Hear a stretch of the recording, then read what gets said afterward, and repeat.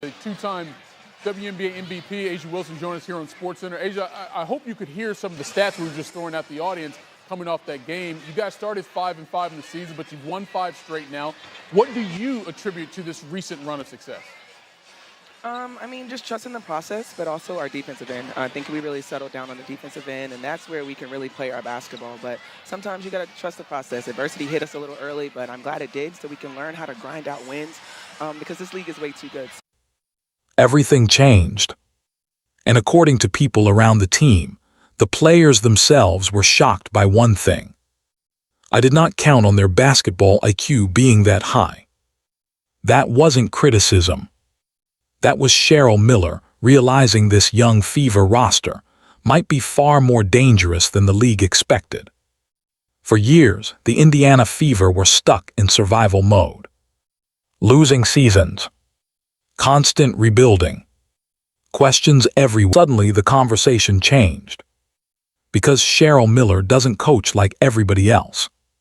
She doesn't just scream from the sidelines. She doesn't treat players like robots. Instead, she does something almost unheard of in professional basketball. She asks the players what they see. During games, during practices, during critical moments, Miller some teams. But Cheryl Miller may be the perfect person to guide players through it. Because she understands something most people don't. Great players don't just need coaching. They need belief. And Miller's approach is already changing the energy around this franchise. Players are talking more, thinking faster, play effort, spacing, decision-making, body language. Everything. And for young stars trying to adjust to the speed and physicality of the WNBA, that kind of development is critical. Because the league is ruthless. College dominance means nothing here. Every defender is elite. Every mistake gets punished. Every weakness gets exposed. Even Caitlin Clark learned that immediately. The physicality shocked people. And what's happening inside Indiana right now feels different. Even Miller admitted she was blown away by the Fever facilities. She said they're better than most NBA setups. Think about that for a second. For years, women's basketball fought for visibility, respect, and investment. Now played it.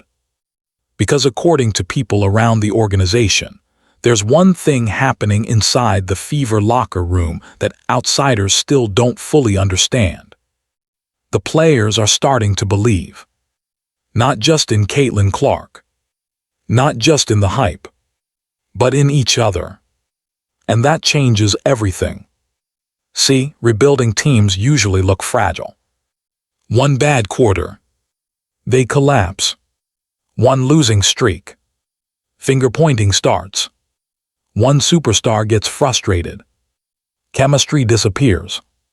But Cheryl Miller says this Fever team feels different. Why? Because the confidence isn't fake anymore. It's growing from preparation. From accountability. From learning how to think the game at a professional level. And that's where Miller's influence becomes dangerous for the rest of the WNBA.